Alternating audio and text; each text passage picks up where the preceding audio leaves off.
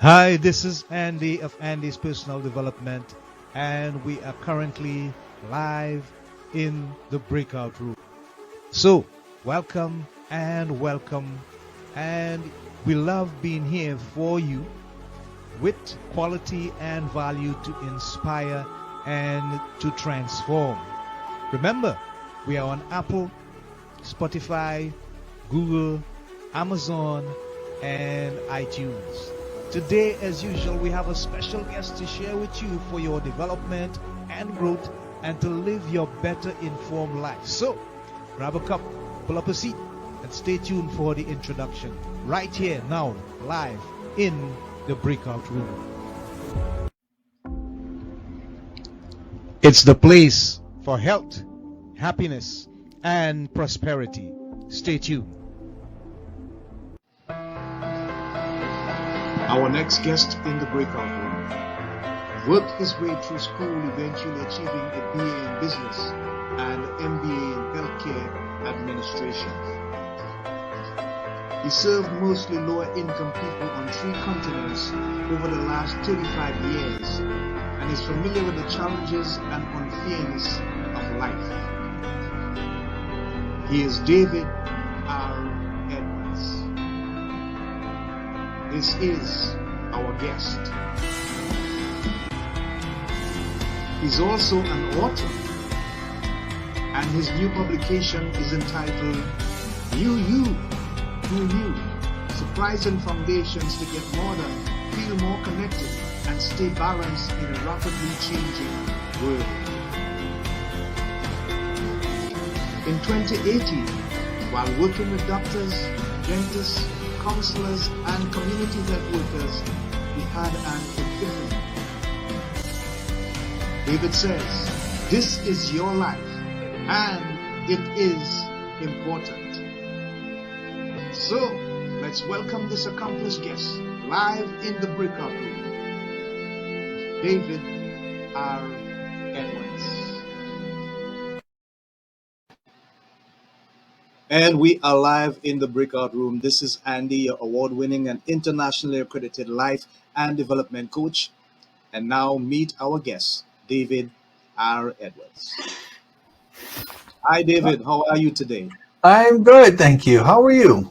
Good. Thanks for asking. Wonderful to have you. So glad you could take the time out to be with us on Andy's Personal Development, and we are live in the breakout room. So let's begin by asking you the first and most important question. What it is about David R. Edwards that is so unique that you were able to put all this information in this wonderful book and have the opportunity to share all that experience and knowledge with so many people. What would you think is that quality about you that stands out, that makes you unique and different? Well, boy, that's hard. I would, I, I, I, I would like to think that I have a curious soul. Uh huh. Um, I like to ever since think back to like 7th grade, and I wanted to know why stuff happens. Right, you little children, you ask, why is the sky blue? You Yeah. know, why is the water the way that it is? Yeah. Why is it hot? Why is it cold? And so we ask lots of questions, and um, I know more than I did when I was a little child or even in the 7th grade, but I still ask questions. Okay, that's great. So you're saying then that as a young man, you believe that that quality of curiosity was there with you in the early parts of your life, and it's still there with you even at this age. Could you Yeah. recall what your childhood days were like growing up with your parents and stuff? And what were some of the things that intrigued you, including that level of curiosity? What was it like growing up as a young man? Well, it was, I had a fairly typical childhood. I mean, my mom and dad met and we had 3 boys in our family, Uh huh.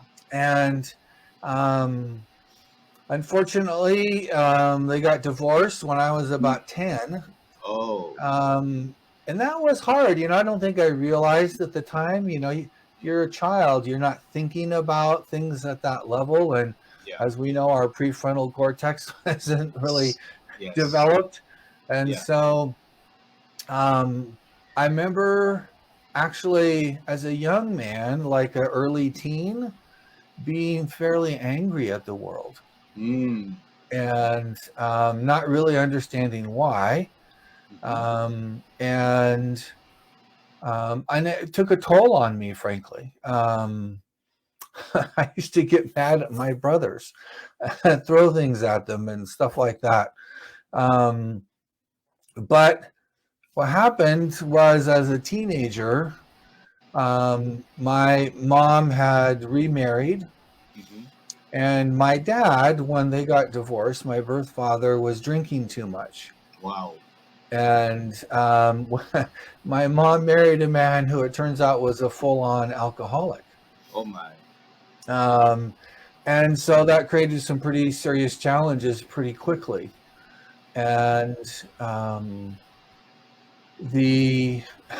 so anyways, my mom was about to separate from him. She was like this close.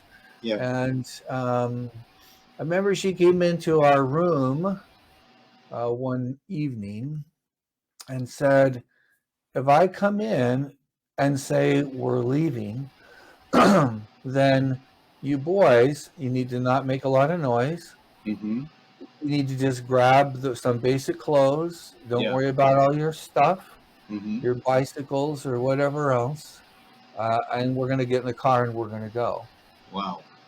And that's that. I remember this. And so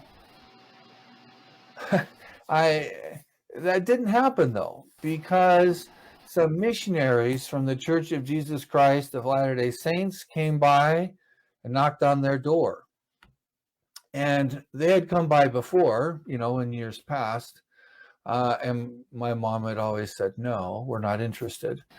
But this time, I think, they were pretty desperate. And they said, well, what do you got to say? We can't do any worse than what we're doing. Yeah. And what happened was they found more light and truth to guide their life by. Okay. And I was like 14 at this time. Right. And it changed their lives permanently and forever. And this is a process, right? It doesn't happen instantly or overnight, but they started on a path, right? And they started aligning their lives with these truths that they weren't aware of before, or that they may have been vaguely aware of, but they didn't understand, or that they didn't really have any interest in following, right? Every time we align our life with greater light and truth, good things are going to happen. It doesn't mean we'll be rich or famous or millionaires, that kind of anything like that, but our lives will be better. And that's what happened to them. And even as an angry 14-year-old, I saw the change in their life. Okay. And they never got divorced, and they had a wonderful marriage and loved each other faithfully until each passed away. And they had a beautiful life together. I also couldn't deny it, and about a year later, a little over a year, just before I turned 16, I joined that church, and it also changed my life. And then, it's just kind of been as you go on. That was a long time ago now. I've continued. We talk about that curiosity. When I was angry at the world, I was less curious. Okay. Right? You're not as open. You're mad. You're kind of set. You block, access to things. It's all there, but you're not looking for it, and you don't see it. And of course, you don't benefit from it. And so, anyway, so that's kind of been the journey of my life since. I'm continually looking for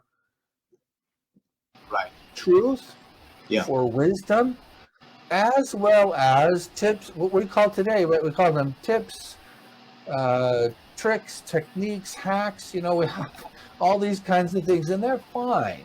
Yeah. But where I'm kind of from right now is that they're fine as long as they're based on some foundation Yeah. of principle. Right. Okay, great. Thanks for sharing, David.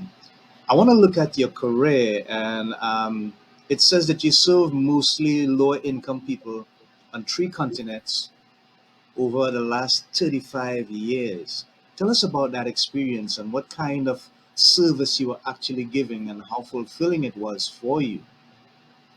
So I was, as a younger man, as I mentioned, I joined the Church of Jesus Yeah. Christ of Latter-day Saints, Right. and I served a mission when I was 19 in Europe. Uh huh. Now that was a marvelous experience. I mean, you're a young man, 19 to 21 years old. It was 2 years. Yeah. Normally, you'd be out going to college or Mhm. dating and or working, Yeah. and I was. I get up every day and I would pray Mhm. to God, help me find somebody to teach. I Right. want to help somebody today. Okay. It Okay. was a very different formative experience, you Hmm. know, as a young man. Yeah. So that really influenced me as I tried to serve people in Europe. Uh huh. And I was very poor during that Okay. time. Wow. I, I Wow. remember because I had saved some money up, but I ran out of money. Uh huh. And my parents, bless their hearts, didn't tell me I ran out of money. Okay. But my dad, it was literally like within weeks of running out of my money that I'd saved, Mm-hmm. um, he had overtime at work for the Right. next 10 months. Uh huh. And right after I got home, his overtime opportunity ended. Okay. But it gave enough money, and it wasn't a lot of money back in those days. It was like $200 a month I lived on. Wow. Wow. That's not very much, Yeah. but anyways, but that was a very powerful formative experience that taught me Mm-hmm. that life isn't really about me, All right. right? All right. It's really about how am I helping other people. Mm-hmm. Um, I worked in healthcare for virtually all of my career. I took a year off early in my career because I thought, I've been doing healthcare. It's been fun, but I'll try something else. Okay. Well, what I found out was that what I do is really important, Right. but what the organization I'm working with Uh-huh. doing is also really important. What is their purpose? Mm-hmm. Because as an employee, we have to some extent, we align our will, Mm-hmm. our labor, our thought, our energy with our employers. Right. And if we don't feel good about what our employer doing, that's going to have all kinds of negative consequences on our health, Mm-hmm. mental health, physical health, Yeah. how cranky we are. And so, and I really loved working, and I worked at a community health center. The Mm-hmm. very first of my career, I worked with the elderly. Yeah. I worked with youth. I worked in cardiology, so heart Mm-hmm. work. Yeah. Yeah. Um, and eventually, so about the last 10 years, I Mm-hmm. was working in Oregon. Well, and I should say, so I said in three continents. So I worked in Alaska, which is Yeah. still North America. I worked with Right. tribal Mm-hmm. groups. Yeah. And that was a marvelous experience understanding Alaska Native culture better and serving people with culturally appropriate care. I Yeah. worked in Nigeria back in 2005, Uh-huh. commissioned in a hospital. This was with a Catholic healthcare organization that did international healthcare work. Yeah. And I remember Chief Bode Akindele Wow. was was the boss. He was the Uh-huh. CEO of several businesses Uh-huh. throughout Africa. Actually, he was the leading maker of matches in all of Africa. Okay. Okay. Interesting. And Interesting. yeah, and he had several businesses that he operated. I mean, Yeah. bread company and fish processing and box making and all kinds of different things. Mm-hmm. Very entrepreneurial. Yeah. But he had been very successful and he wanted to give back to his community. And Yeah. so I worked in Ibadan and he had built a hospital but couldn't quite get it off the ground. And so we're Mm. trying to help him get that started and get people hired. And one of the things I'm most proud of working there was there was a lot of corruption in that Oh, culture and that yeah, yeah, society and yeah. at that time um, and and I thought really long and hard and talked to the leadership team there and with the board, and I said, how do we counteract Hmm. corruption, which Yes. is all over the place? I mean, Yeah, yeah, it is. the police would set up roadblocks with the Hmm. sole purpose of getting a few naira, which is the local currency, from Yeah, you, yeah. to Wow. let you, just to line their pockets. Yeah. And it was through all aspects of society. And so I said, how do we counteract Hmm. this kind of cultural phenomenon? Yeah. And and as we thought about it, what came to my mind, again, you're trying to be curious, you're Yeah. trying to remain a little bit humble and say, I don't have all the answers. So Hmm. how do we come up with this together? Yeah.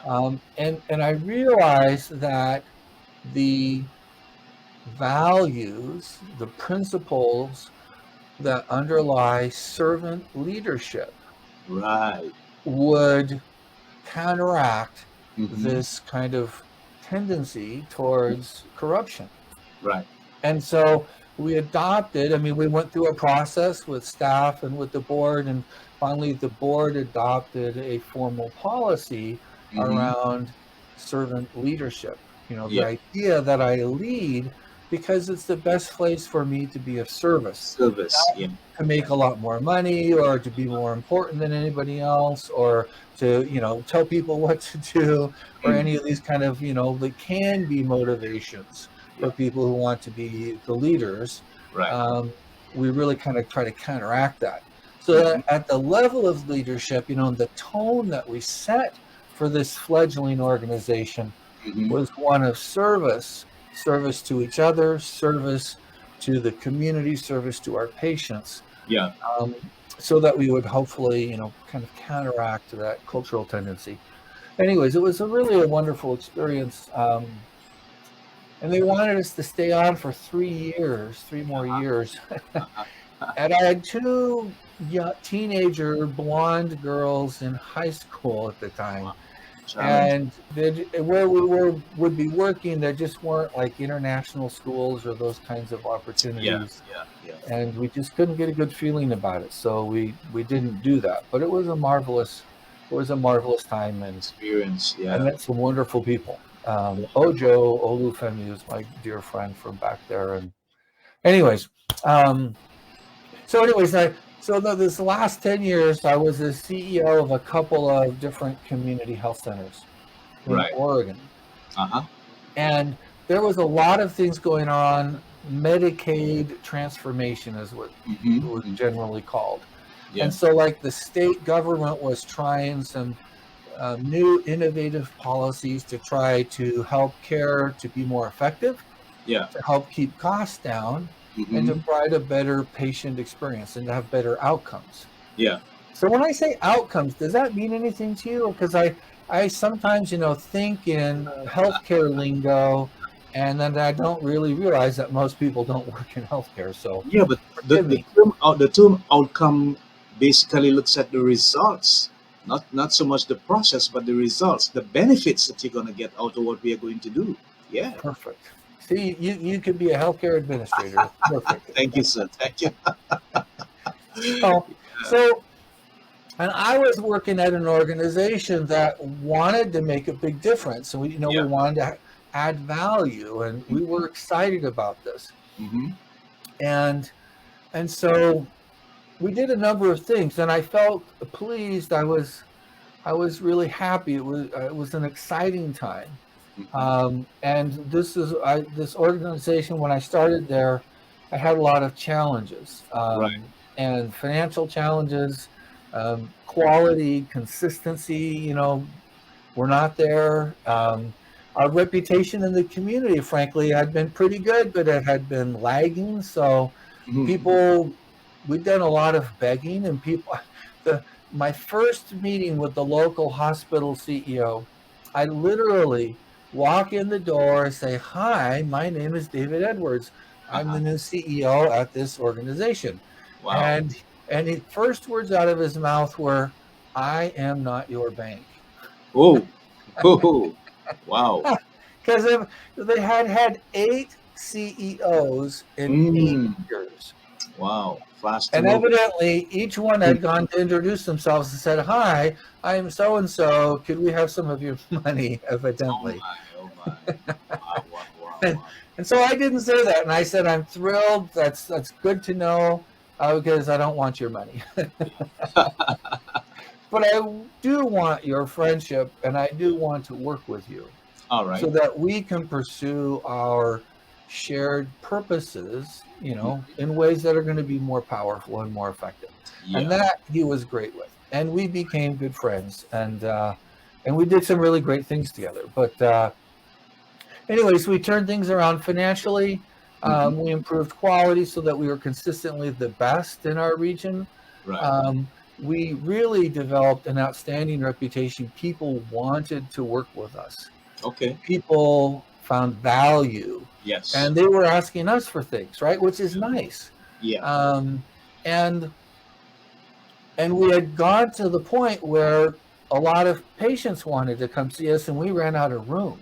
Mm. And so we were growing another location, and then we opened another location.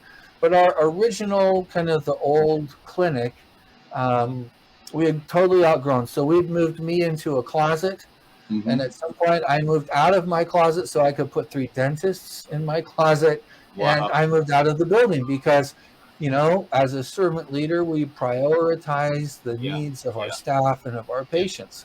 That's right. And so, anyway, so we just totally outgrown the space. And we were finally in a position where we could actually do something about it. And we, in fact, were designing and then started building what we thought would be the most advanced, integrated community health center in the country. Wow. That was Amazing. our vision. Yes. Yes. And the model, the clinical model that we had evolved, Mm-hmm.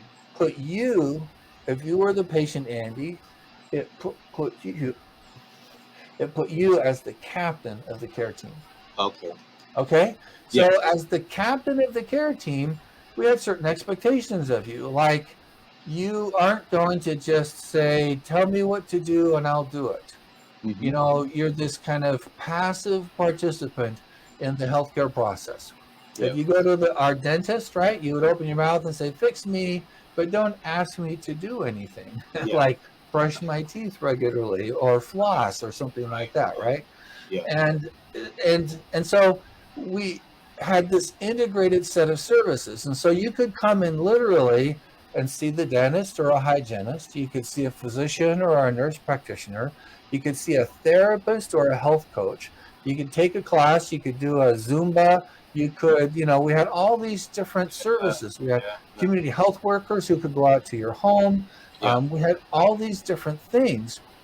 Not that you need all of those necessarily, but Mm-hmm. they're available so that we flex the services that you need as an individual to Yeah. help you on your healthcare journey to have Wow. the best outcomes, right? The most Right. success. Right. And so, anyways, this model, however, really requires you to be this captain, to take this leadership role in Mm-hmm. your own health. And as I thought about it, and I started asking questions of this wonderful multidisciplinary team. Mm-hmm. And I said, we have wonderful people. I felt so privileged. These were smart, dedicated, thoughtful, selfless employees. Right.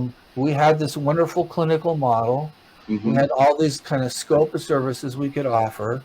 Yeah. We were building a brand new building that would support that kind of integrated, multidisciplinary, patient-centered model of care. Uh-huh. We had good technology. There's not like great technology, but it was good technology, as good as was available. Right. Yeah. And we had all these things going for us. We had people wanted, in an era of, very hard to find healthcare employees like physicians and dentists and nurses and whatnot. We had people wanted to come work with us. Mm-hmm. So we had all these pluses, but I thought, we're going to have limited effectiveness. Even Oh, with all these things yeah, more, yeah. unless we can actually help our patients Mm-hmm. better fulfill this role that we're setting them up for, to be Okay, the captain of this care team, and right. by extension, really the captain of their life. Yeah. And I was a little embarrassed, more than a little embarrassed, to say, I've worked for over 30 years, and I don't know that I really understand what that means, Mm. right? And so that was really the first of like three major epiphanies, or Mm-hmm. these wow moments, right? It's Uh, like, what does it mean? So I started asking, because when you're curious, that's what you do, is you ask that's right. questions. Yeah, yeah. As we started asking or having this dialogue, Mm-hmm. it came to me that this is really about change, right?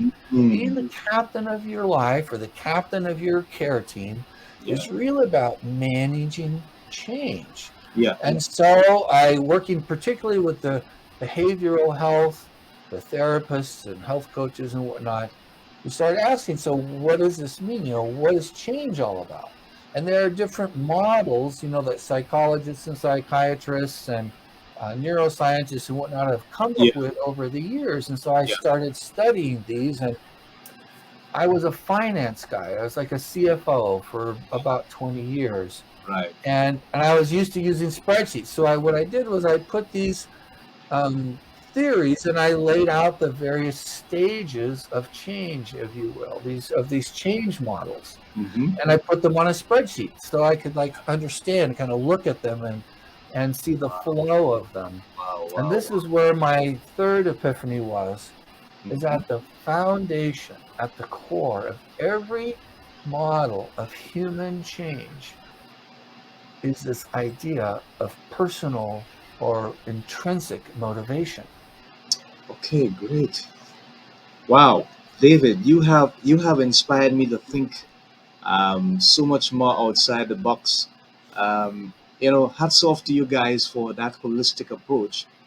But then further credit for looking inside and seeing that there was a need to create the opportunity for people to have that mindset where they would become responsible for their own outcomes. You just provided facilities. And that keyword change is extremely important to progress and more favorable outcomes in our lives. We're going to take a quick break with David R. Edwards live in the breakout room. When we come back, we're going to ask him about his book entitled Knew You, Who Knew? Don't go anywhere, folks. We'll be right back from this ad break. Stay tuned. Hi, people. This is a special invitation for you to join our community. Yes, we're inviting you to join our community for 2022. What's in store? Well, what we want is your feedback on our content and our guests, but more so on what you need to be inspired and transformed from your current condition to one of happiness, health, and prosperity. So drop us a line and reach out. Help us to better help you achieve your goals.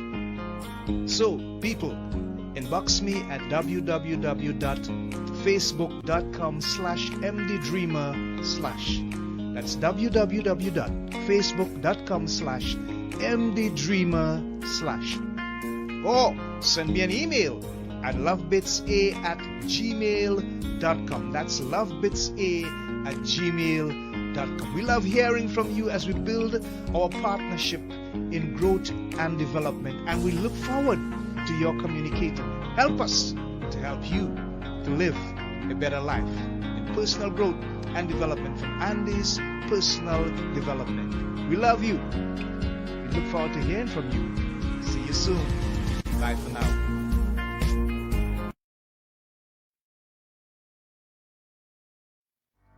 FindRadioGuest.com, the place to click to find guests to interview for free. And if you're a radio show booker, podcaster, talk show host, or television producer, then this is the place to get podcasts and radio interviews or promote your books and products as a guest expert sponsor. FindRadioGuest.com. Check it out. And we are live back in the breakout room with David R. Edwards. And we're going to ask him about his publication entitled Knew You, Who Knew? But before we do that, David, I just want to play this short video. It's just about 29 seconds. And I want you to tell us what was the inspiration or the message, the stuff that motivated you to put this out. So here we go.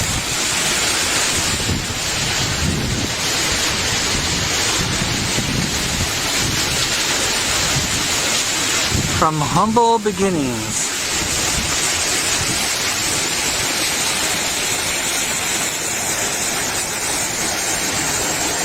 come great rivers and great things.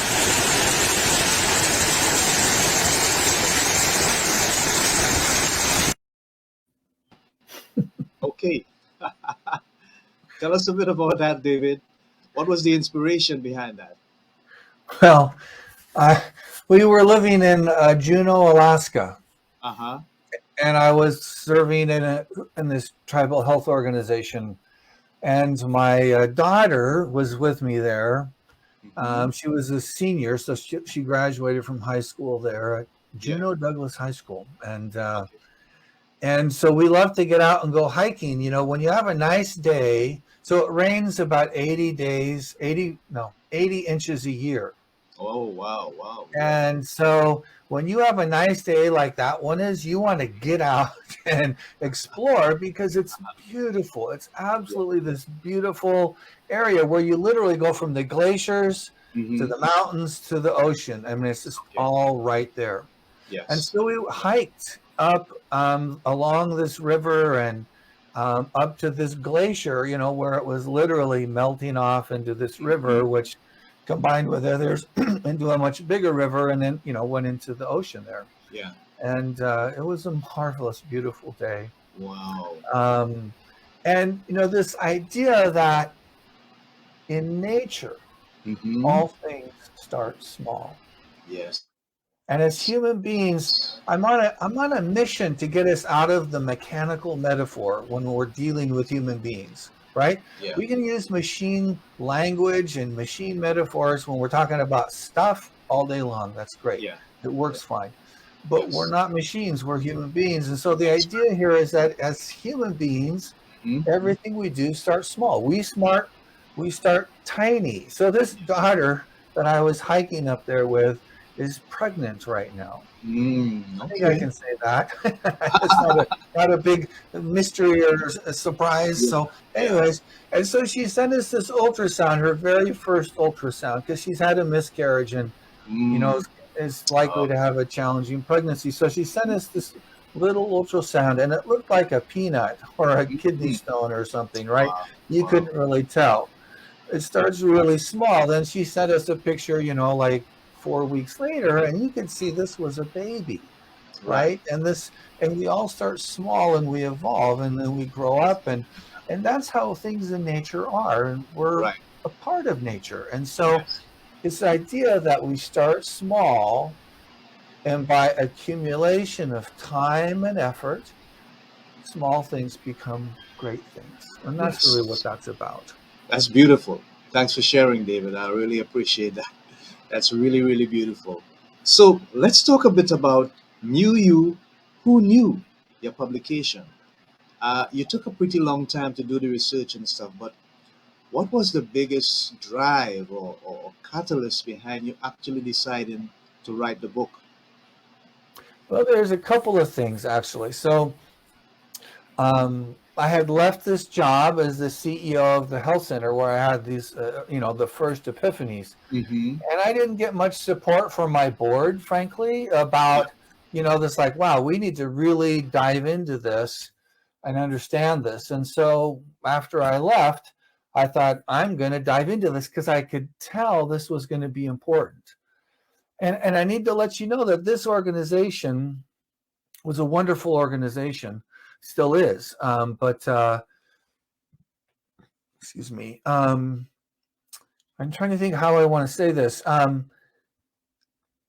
What I realized as I started getting into this material and studying well, what is, intrinsic or personal motivation? What are the principles and what are the skills? And as I got into it, because originally, we were trying to fix healthcare. We were trying to create a healthcare system that was better, more effective, more human, um, and that would serve people better and that would elevate them to this role of the captain of the care team. And as I studied for the next couple of years, what I realized was that the principles that underlie our personal motivation are applicable to all domains of life. And so that as we align our lives, we're not bolting things on, right? We're aligning our lives with the principles of human success, of which these are the foundations. As we do that, we will help people in all domains of life. So it could be intellectual, it could be physical, it could be work, it could be family, it could be community. It doesn't matter, because these are universally applicable. And so that was really important to me. And that was made it more amazing to me. And the other thing was, since I've spent most of my career serving people with certain vulnerabilities or challenges or things to overcome, I want everything I do to be applicable and useful to everybody, no matter what your identity. It doesn't matter, because these are universally applicable. And so that was really important to me. And that was made it more amazing to me. And the other thing was, since I've spent most of my career serving people with certain vulnerabilities or challenges or things to overcome, I want everything I do to be applicable and useful to everybody, no matter what your education is, what your background is, what you've done or you've not done, how you think about yourself. I don't want these to be barriers to adopting or aligning with these important principles. And that was also quite gratifying as I furthered my study, was that, yeah, these principles are not dependent upon education or background or race or gender or any of those other things. They're, again, universally applicable, universally useful. Does that make sense so far? I think I've lost you. Well, hopefully we're recording still. Anyways, and so it was really, after all of this work, I thought, I've got enough stuff here to write a book. And that really was what led me to write the book, was these principles are important. I couldn't find any single book that kind of laid them out in a sequence. So I love this, in your show, we break out of your darkness into inspiration, right? So what happens is, when we align our lives with these principles, and again, these are foundational principles, they're applicable to every person, whoever you are listening or watching, these apply to you. So the first principle, for example, is to understand and make explicit our values. What the research taught me was that 80% of us have never made our values explicit. We think about values sometimes, right? And we think, yeah, nature is important to me, or family is important to me, but we've never really taken a little bit of effort to make them explicit. What it does is it takes our values from being a good thing to make them a powerful thing. And we want more power, right? Because power gives us energy and helps us move forward with our life. And so the very first chapter of the book basically walks one through this process of making my top 5 core values explicit, thus unleashing power that increases my motivation, that increases my energy, my focus, my well-being, and a sense of purpose in my life. It's really, I had no idea there was so much research in this, but it's really quite amazing. And I've worked with values, and I've always felt values were important, but I've never really understood the power of making our values explicit. So it kind of takes it to the next level. And the second principle is awareness. And so this idea that if I want to accomplish something, I need to know both where I am and where I'm going. So we often think about goals as, I want to get here, or I want to accomplish that, or very importantly, I want to become something, right? Yeah. But we don't really think about where do I start from? And that's just as important, because you can't get anywhere without knowing where you're starting. Just try it on Google Maps. Say, take me to this great restaurant in the city I've never been to, but don't tell them where you're starting from. And, Google Maps will go, I don't know, I can't do that. Yeah. So you got to have a beginning and you got to have an end. So this idea of awareness helps us get our beginning, and it helps us to develop this healthy relationship with feedback. And then that's a tool. So then we have learning, right? So I learn from what I do well and what I don't. I have intent. Intention is really foundational. This is like your vision, if you will. Planning, so that's making plans so that you accomplish things, and then carrying out those plans, right? Those are the first 7 principles. And then there's your belief, this idea that if I believe I can do something, there's no guarantee it will happen. But if I don't believe it, there's pretty much guaranteed you're not even going to start. And then there's these 3 principles of self-compassion close out the book. This idea of being kind to myself. And what the research tells us is if we were raised, or we've developed the habit of, when we make a mistake, of beating up on ourselves, what that does is it takes our ability to accomplish something and drops it. Versus if when we make a mistake and we start treating ourselves with kindness, saying, yeah, that was a mistake and I don't want to do it again. Yeah. It's not like me. I know I can do better. Our capacity or our ability to then resolve that problem goes up. So do we want to diminish our capacity, or do we want to increase our capacity? And self-kindness is a critical factor or principle. Wonderful. Common humanity, and the last chapter of the book is called mindlessness. Wow. Wonderful. Wonderful. Great. So, David, we just have a couple minutes to go. We've been having some technical difficulties. It's all part of what's happening in life, anyways. So, no worries. We'll deal with that.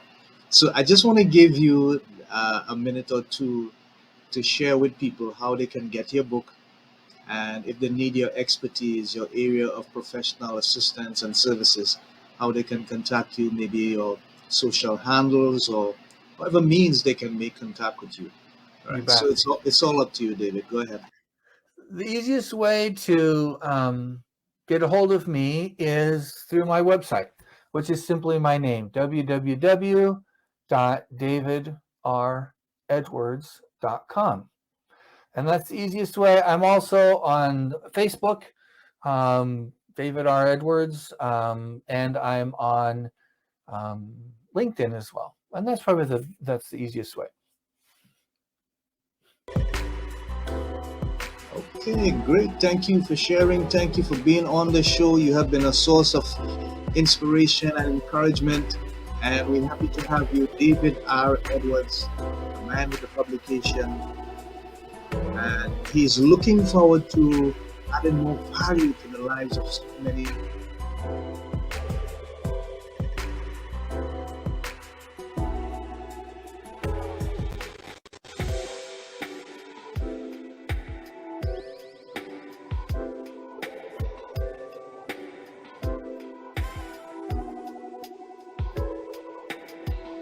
people in